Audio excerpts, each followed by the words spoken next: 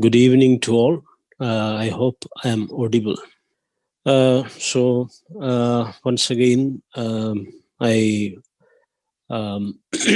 express my thanks to the Open Society Malabar for organizing such a timely webinar series, a national webinar series on critical issues pertinent to the present.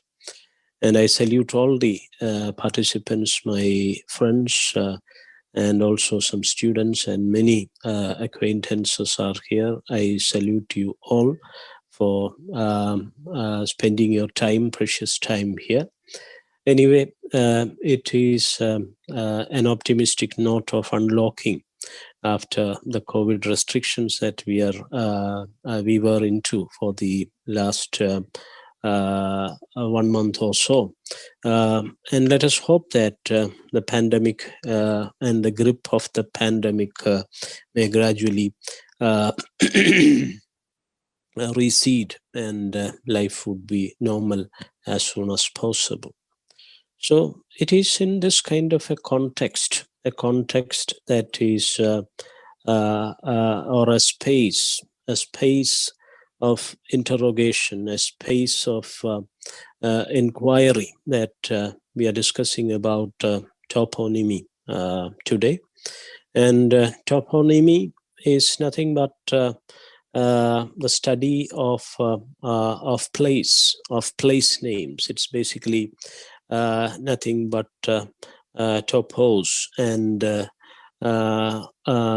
onyma. In Greek, it is basically from Greek. This technical term is originally drawn from Greek language. Topos means the place, and nemi or onyma means naming the place. Or it is in simple terms, the commonsensical simple meaning of toponymy is nothing but place names. It is the study of place names, analyzing place names to find about its origin and the evolution of that particular word, or otherwise called the etymology of it, the etymology of the place name, the origin of the place name, and the history and the evolution of the place name. That is what toponymy deals with.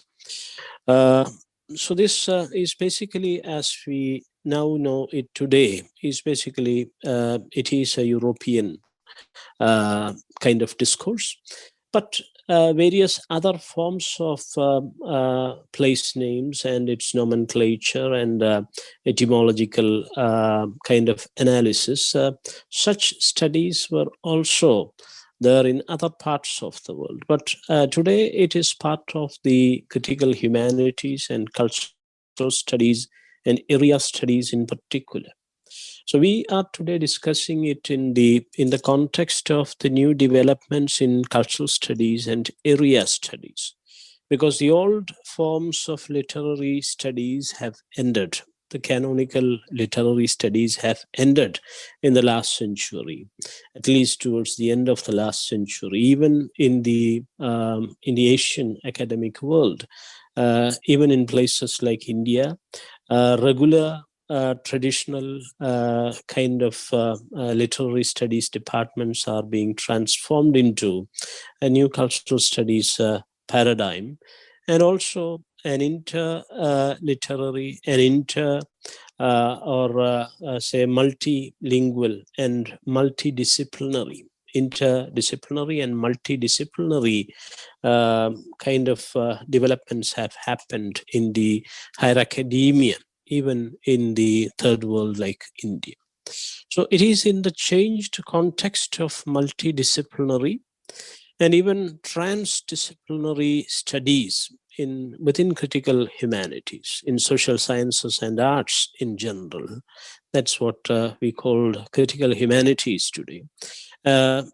Even some of the empirical and technical subjects are also involved now in the study of place names, because It is shared by various disciplines, almost all disciplines, from classic kind of geography, from geography to the other earth sciences, from literature to linguistics, from history to sociology or anthropology.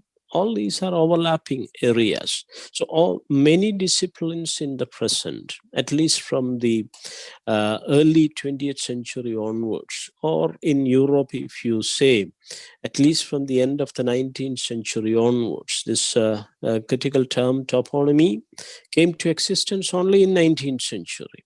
Even in Europe, it was used only towards the end of the 19th century, in the 1870s, late 1870s and late 1880s. Before that, they were talking only about etymology, philology and etymology and epigraphy and place names. Place name was the commonsensical word that was used to refer to this area of inquiry. The point that I'm trying to make is that it is an overlapping kind of field. It's a critical field of inquiry. It is an analytical study dealing with place names, but the speciality of it is that it crisscrosses the boundaries of various disciplines, various humanities, and even non-humanities. The so-called empirical sciences are also involved. That's why you talk about geography, geology, anthropology, sociolinguistics, linguistics proper, and many other fields are coexisting in this field. So this is a very typical, this kind of an academic development is very typical to the rise of cultural studies and area studies in particular in this 21st century. Because early 21st century, some of the leading philosophers and literary minds like theorists like Gayatri Spivak and others, they have declared the death of the old literary kind of disciplines and the old literary canon, the comparative literary kind of exercises, and they have declared the beginning or the birth of new disciplines, new transdisciplinary kind of disciplines. And this is one thing, that is area studies, cultural studies, and region-specific studies on regional culture. Cultural studies itself developing into various cosmopolitan studies, various multicultural studies, or what you say, into the subcultures and countercultures and alternative cultures and regional cultures. So subcultures and minor cultures and regional cultures are given emphasis within cultural studies, and it itself is giving birth to various new subfields of inquiry.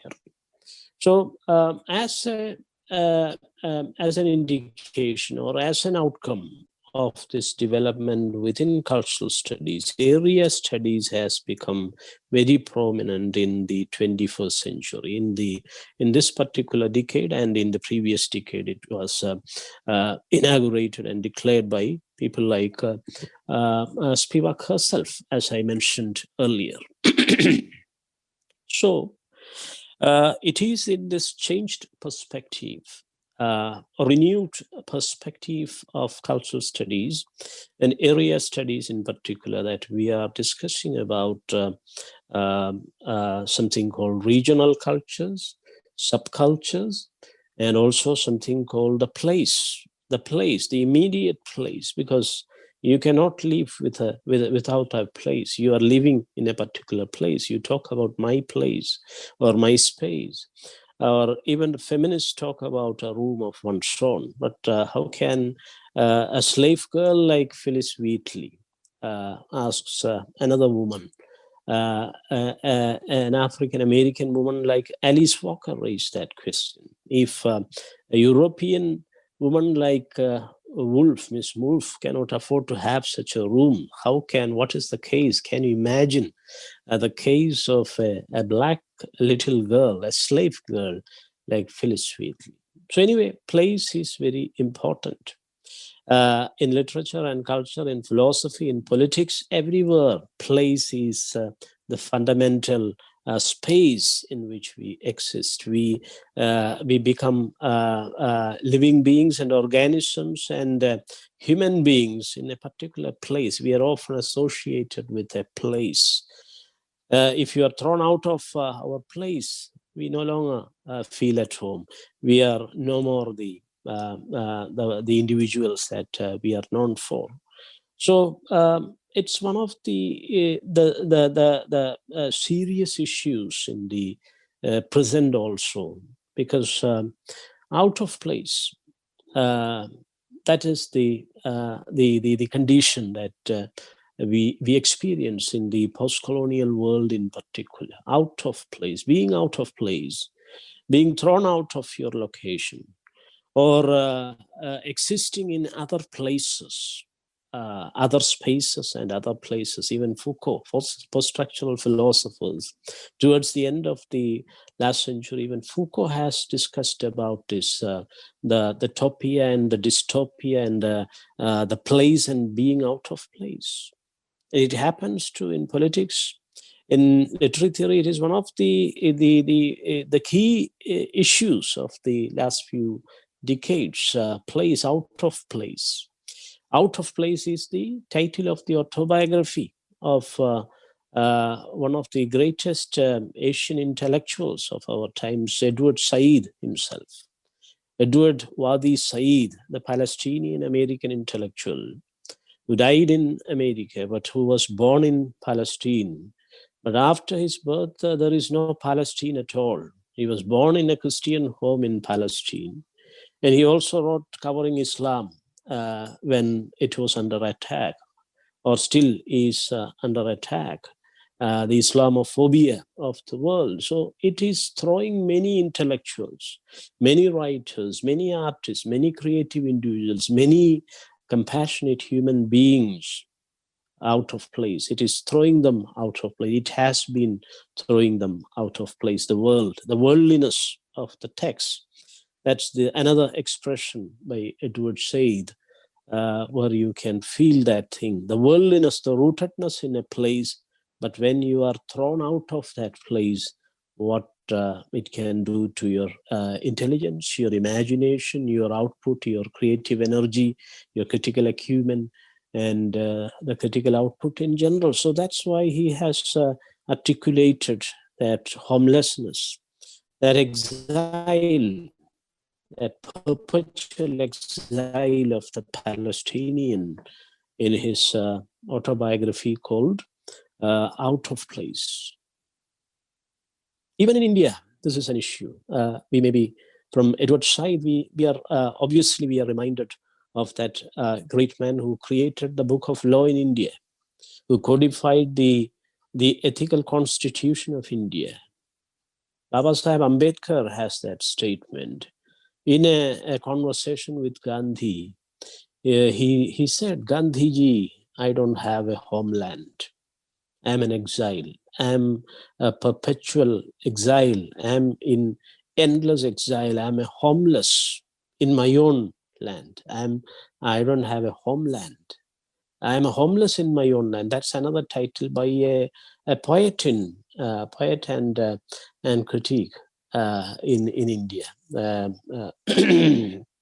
Arjun Dangle, the Marathi and bilingual poet and writer, he has created a book called Homeless in My Own Land.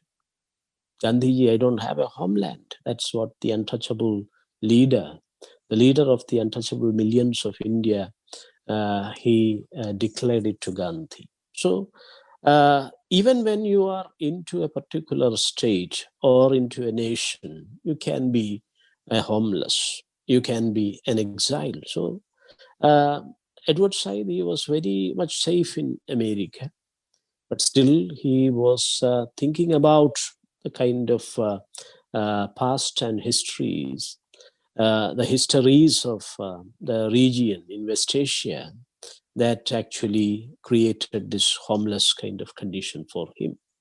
And Ambedkar, he was very much in India. He went around, he went to Columbia and the London School of Economics and the University of Bonn in Germany and many places. And he got research degrees from various parts of the earth, the leading academia from the Western world. But he came back and he fought back.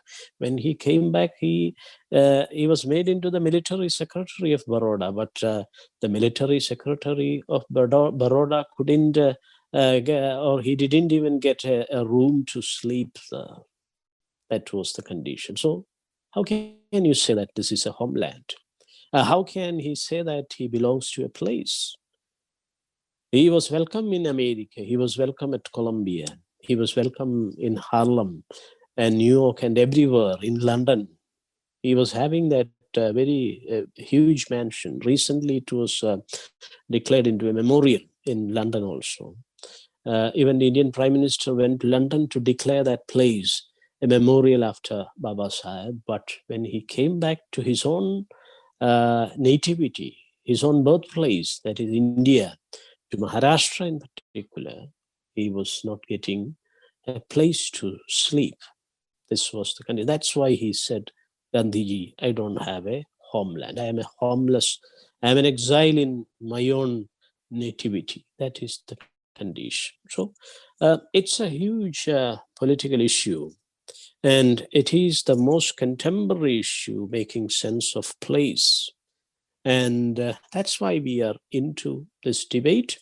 And we need to make sense of our life and reality only through making sense of the place. Without a keen sense and understanding of our place, the place where we are rooted in, and the place we are living, or we are making a living, or we are implanted, or we are trying to transplant ourselves, the understanding, thorough, keen understanding of the place is very much important for a human life, for a comprehensive human life. There are people who say that we are nomads, we belong to nowhere, we are coming and going, but still some of us find it important to be rooted in certain places, not just a singular place, but we have affiliations to various places.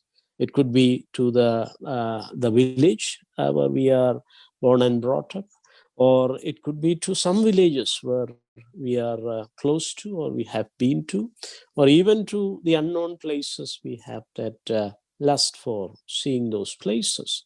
So the sense of place and the sense of time, these are very two important markers of sense of history itself.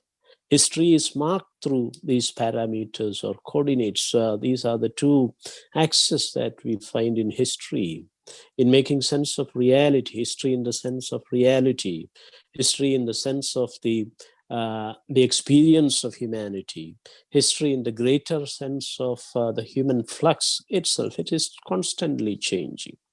And there are several versions of histories. So it is not just a history or history as such, but there are several histories or heterologies, which is the more popular term today in the so-called postmodern discourses. Heterologies, heterological histories, or histories or her stories, or whatever it is. It is a making sense of reality. And history is nothing but the notion of or understanding of what you called the place and the relationship with time, spatiotemporal, uh, spatiotemporal kind of coordinates are there determining our historical positioning. So anyway, to understand place, we need to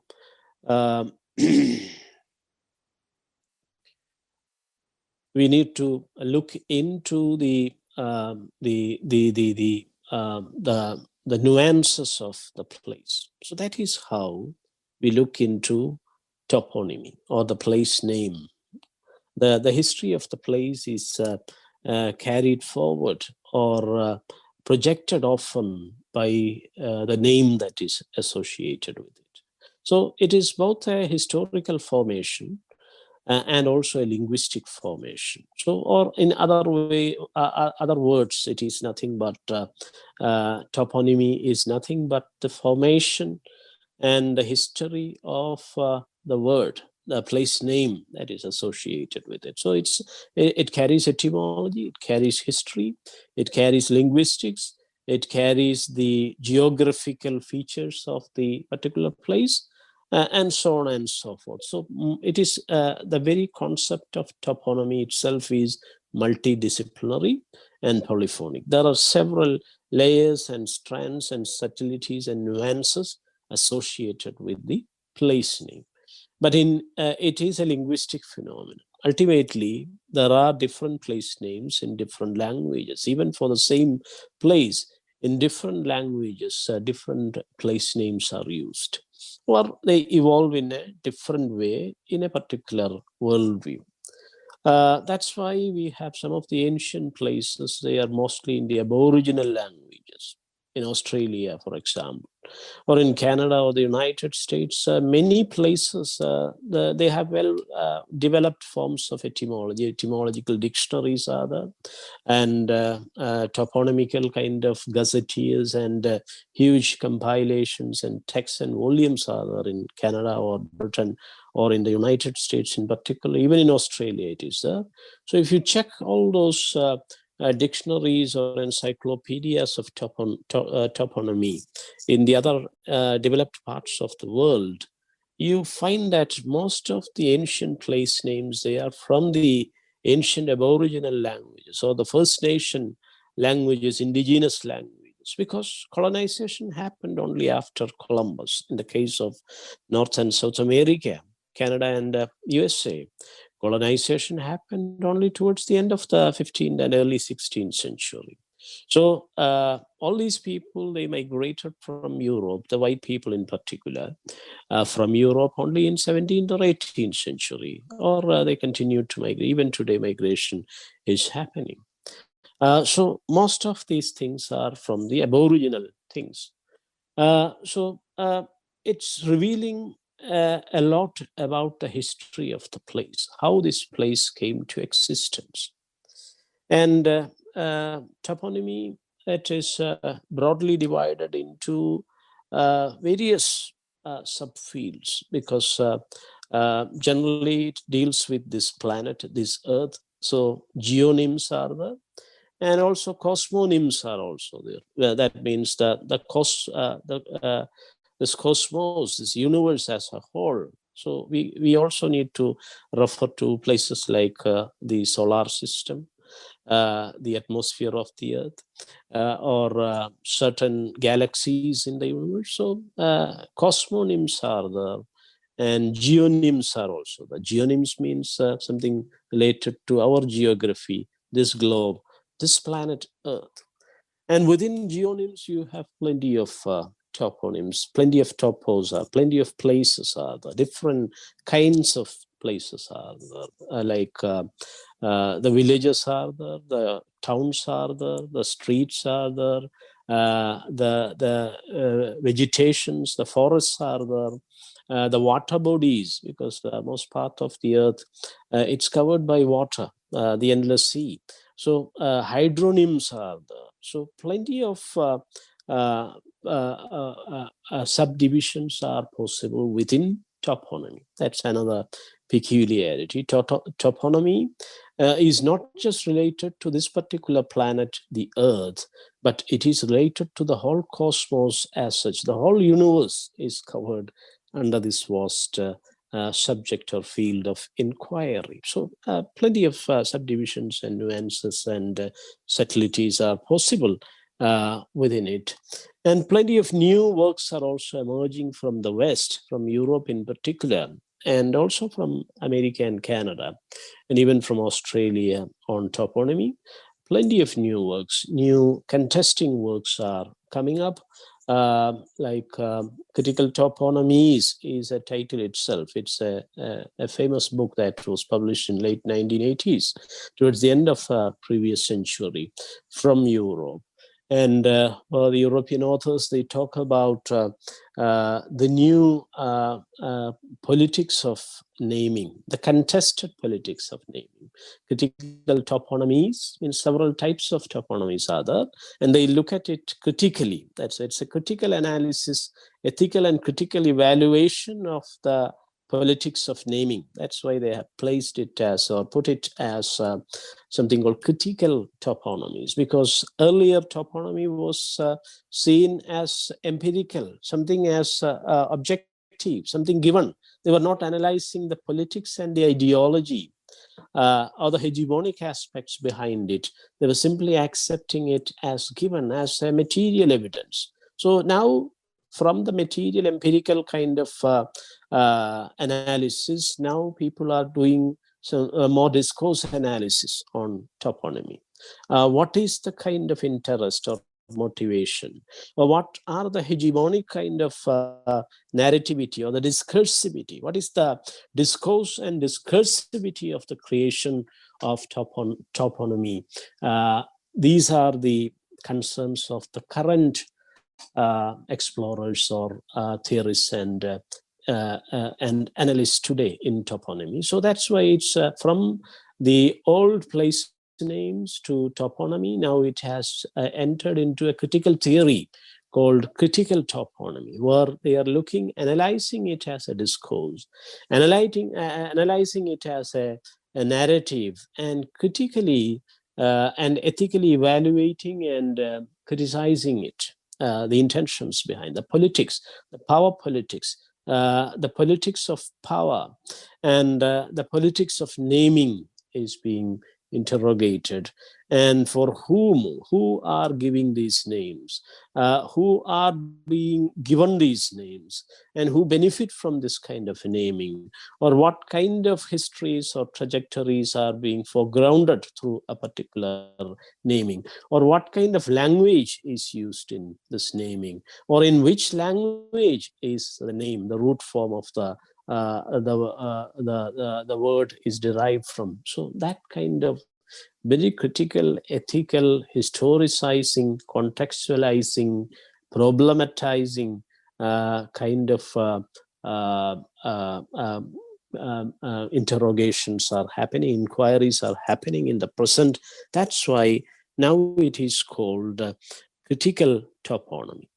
It's not seeing something as natural and given. It's not seeing something as empirical and material itself, but it is seen something as superstructural or ideological or political. It's an extremely political act to name, the power of naming.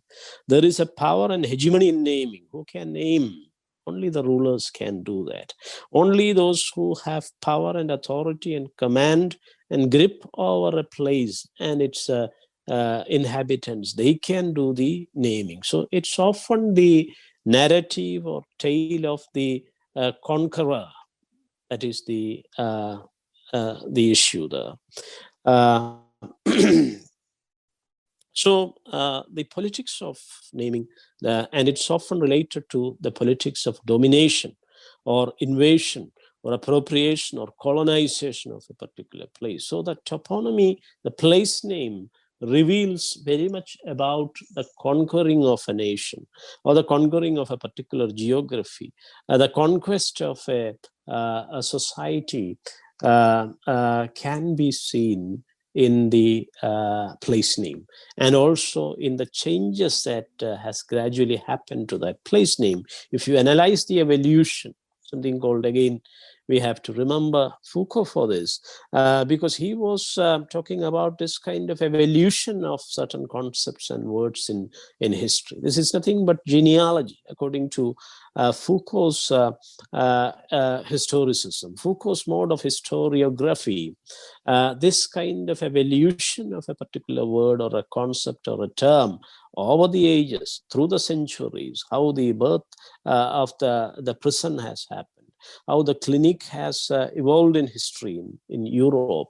So this is nothing but genealogy. So it's often related to discourse analysis and genealogy of Foucault, the Foucauldian model of post-structural philosophy and critical theory. So in contemporary analysis, the Foucauldian model of post-structural analysis of discourse, and also the genealogy or genealogies of the place and place names and words or tags associated with places are being widely utilized by scholars working in the field. So that's why they are looking into the politics of it and problematizing it and critiquing it and identifying hegemony and creating certain counter-hegemonic or liberating kind of counter-discourses, counter-narratives are being created through the analysis and study of these place names. We are also familiar with it. This is not a phenomenon with Europe because you have the classic example of the name changes that happened in early 20th century. A place called in Russia, something called Petrograd. This was changed to St. Petersburg. St. Petersburg was the familiar term from Middle Ages onwards. Middle Ages onwards, from the history of Christianity, Orthodox Russian Church and all. St. Petersburg was the place which was there in Russia. And then in early 20th century, with the rise of nationalism, narrow nationalism, Slav nationalism and all, Russian nationalism, it created something called Petrograd. And then with the October Revolution and the communists coming to power in Russia, after the 1920s, it was changed into something called Leningrad, from Petrograd to Leningrad, originally from St. Petersburg, because that shrine of St. Peter, it is there. And from that, it came to Petrograd in nationalistic times, in Slavish nationalism. And then with the communist regime coming to power, it became Leningrad, St. Petersburg to Petrograd to Leningrad. And then again, after the fall of the former Soviet Union, in 1991, again, it became back to something called St. Petersburg. Some of the novels, I think, The Master of Petersburg and all, J.M. Coetzee and all, they have written, but that place is, again, it has come back. It has, in 20th century, in most part of the 20th century, that name was invalid. St. Petersburg or Petersburg was not there. But fortunately, towards the end of the night, fortunately or unfortunately, we don't know exactly, but anyway, towards the end of the 20th century, after the fall of the former Soviet Russia, or so USSR in 1991, it was retraced, or the old name was retrieved, called St. Petersburg. It's now St. Petersburg again. Similar things have happened in India also. Many things changed during European imperialism and the advent of colonial modernity, because the language of power, English, became the language of power, and everything was changed into the anglicized fashion. Of course, Mumbai was changed into Bombay, and again, recently it came back to Mumbai. Something called Chennai was transformed into Madras, and Madras also now it is again replaced or retracted. The Chennai reloaded now again, and Kolkata and many other places, Baroda to Vadodara, even Pondicherry, the French territory in India. Pondi, recently it was changed or reverted back to something called Puducherry, because that is the Pondi is a peculiar French kind of expression for Pudu, Pondi. Anyway, this happened, or this is happening in many parts of the world. So place names are changed when the regimes are changing. As per power and politics, these changes are happening, and many things are being retrieved, and many things are being revived, and plenty of such changes and alterations and relocations and retrievals and revivals are happening in the history of place names. That is something which you have to analyze in tandem with history. Only with political history you can make sense of this change. So that's why it's a cross-cultural and cross-disciplinary or transdisciplinary kind of formation. That's what, in general, I need to place it academically as a transformative or multi-disciplinary and transdisciplinary kind of formation within cultural studies and within area studies that are gaining momentum in the present, especially in the context of multiculturalism and the various political problems that are engulfing our planet, especially the kind of crisis today in Palestine and in West Asia today. And it is very much imminent in India also. You have the Ayodhya issue. You have the various contested place names in India. Various things are being recaptured. You know, if you look at contemporary history, it's full of such problems related to the place and naming the place. It is the most hot and debated and most crucial issue in the present. So in this backdrop, or in this context, we are discussing about the place names of Kerala. That's actually the topic of our debate. Kerala and its place names, or toponymy, how to do critical toponymy in the context of Kerala, where you have a diversity of names and different names, divergent names, names rooted in various linguistic and religious traditions, because the influence of language and religion are often lasting, and they create deep imprints in history, as in the case of Petersburg itself, the religion of Christianity. And also you remember Constantinople and all those things in Turkey, how those name changes have happened in Turkey and in various parts of East Europe in particular.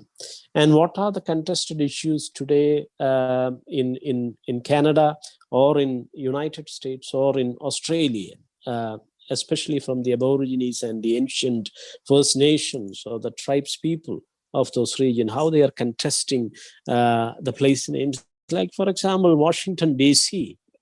It's the most Columbus, Washington, D.C. Washington, D.C., it was the name of their founding father, George Washington. And that name, the surname, came from England. There is a county or a place called Washington in northern part of England. So these kind of cross-cultural affiliations, the history of imperialism and colonialism becoming crucial in naming all these territories. So that kind of issues are very much relevant in India, where you have the long-lasting imperialism, that of the internal imperialism, because British imperialism was here for only for a few centuries, and the lasting form of imperialism was that of the caste empire in India. That is the lasting and still holding and still being revived kind of rooted form of imperialism is that of the Varna and caste thing, the internal, which is called the internal imperialism or Hindu colonialism, otherwise called Hindu colonialism. So how much this internal imperialism of India, how much it has shifted and molded and shaped and refashioned or altered the topography and the toponymy of India and the place names in India. That is the most important issue that we need to address in the present, especially when we have these kind of contestations so many contestations in India and even in Kerala. So if you look at the very tag of the state, that is Kerala, or Keralam as we call us. Kerala is, for the first time, it is mentioned. It is not mentioned in the modern times. It's mentioned, of course. It is canonized name, Kerala, or Kerala, the official state of India. Kerala is there as the South Indian state. And earlier, just a few decades ago, till the 1950s, it was known as something called Tirukochi. And still, if you go further beyond in a few decades, further back a few decades from 1950s, it was called, there was no Kerala at all. There was no Tirukochi at all. It was called Kochi and Travancore, Tiruvidanger and Kochi. And something called Malabar was, and Malabar was not part of the so-called Malayali-speaking country. Though if you determine or imagine the place in a linguistic fashion, that's what happened under Patel and others. They created the linguistic kind of states. But this kind of a territory was not existing.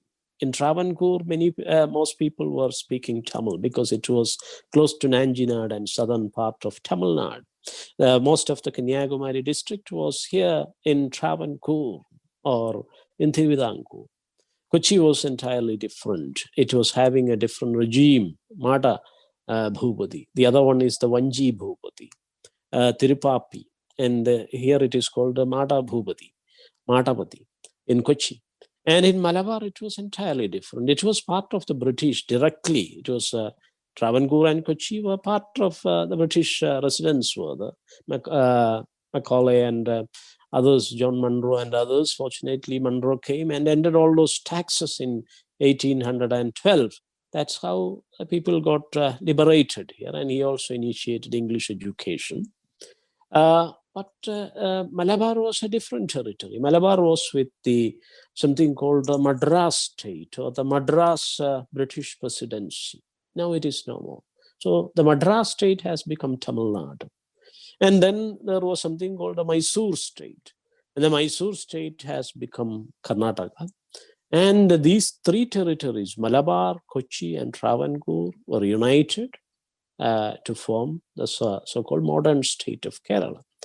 But if you look back in cultural history, Kerala is mentioned in many texts, in many literary and other kind of writing. It is mentioned, especially in the edicts of Ashoka, some 2,300 years ago, and 2 millennia ago. Kerala is mentioned as Keraputo. Keraputo means the people of Kerala, the children of Kerala. The ethical children of Kerala. That's how the great Mauryan emperor Ashoka called the Keralites. So Kerala is mentioned, of course, but Kerala is a modern creation as well. So look at the genealogies, at least for the last 2,300 years, or from the Sangam age. If you look at the history of Kerala, it is, again, it is mind-blowing, and it is such a cosmopolitan, multicultural kind of a legacy. In BC 3rd century, we were addressed as the ethical people of Kerala, saluted by Ashoka in his edicts. That too in various edicts, in edict number 2 and edict number 13 and all, in Girnar kind of edicts and all, he mentioned Kerala. So that kind of a long genealogy you can associate with place names. So analysis and tracing and analysis of this long legacy would tell you about the history and society and politics and all the social transformations. Even language has changed, but still some of the lasting cultural imprints are here in Kerala. This is also regarding India also, because we have many contested names in the constitution. India or Bharat, that is described. India is not even a place. It is a river. It's a kind of hydronym. It's related to a water body. It's the Indus River. From the Indus River, we have the name as India. From the Sindhu Nadi, or the river Sindhu or Indus, we have Sindhu, and then as Hindu, because the Persians and the West Asians, the Arabs and Persians, they pronounce Sindhu as something as Hindu. So that's why Sindhu land was called as Hindu land, the Hindu Kush, the Sindhu mountains by the valley. It was called the Sindhu Kush or the Hindu Kush by the Persians or the Arabs and the traders and those who came here. That's how we became known as Sindhu or India or Indus. It is basically from Indus. And other names were Bharat, from the Bharata Swami tradition of Jainism, or from the other Bharat. You have Bharat. Other nomenclatures were there. Some, for example, India in the Buddhist literature, it is in the Tipitaka and the Pali canon. In particular, in the Prakrit and Pali sources, it is called Jambudvipa. There is no India or there is no Bharat in the Pali canon. Only Jambudvipa is here. Jambudvipa and Sri Lanka and other parts of Malay Thai regions in South Asia are mentioned. So a particular place name is an expression of a particular worldview. And by analyzing the various place names for a particular place, you can look at the multiple histories or the heterologies or the divergent socio-cultural and political kind of histories that place has had. You can analyze that and you can arrive at the plural reality, the polyphonic culture, the true multicultural democratic nature of that particular geographical entity may be traced and brought to light through an investigation or critical analysis of this kind. So likewise, if we analyze the common place names and the common affixes to place names, in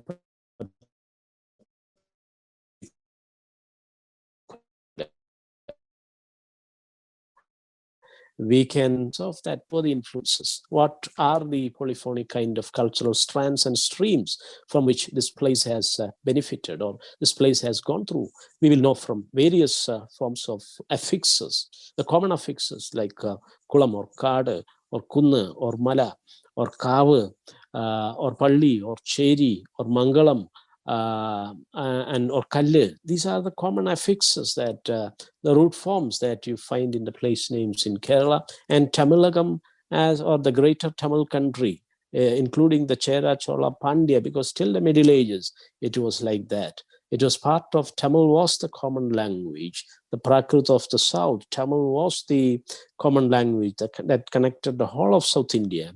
And the Sangam literary culture, it was the common legacy of the whole of South India. So especially in the cultural studies and analysis and area studies, we have to focus on the Tamil country or the ancient Tamilagam or the whole South India as a cultural or geographical kind of unit. And its aesthetics, the Thinai aesthetics, the landscape-based aesthetics and the ethical kind of aesthetics of Sangam literature, all these have contributed. So most of the place names in Kerala were coined and set in the ancient Sangam period, the period of Ashoka, that period, at least from the time of the Buddha to CE 5th or 6th or 8th century. That is how even today, we find the Tamil roots, Ure or Cheri or Kulam or Kade or Kalle and all these things. These are common affixes in all the places in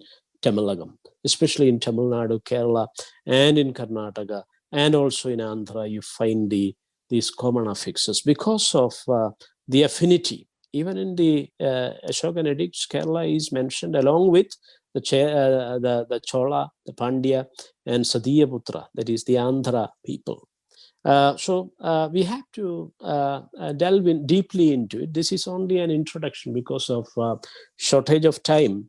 I need to conclude here with these introductory remarks, especially because for discussion also we need some time.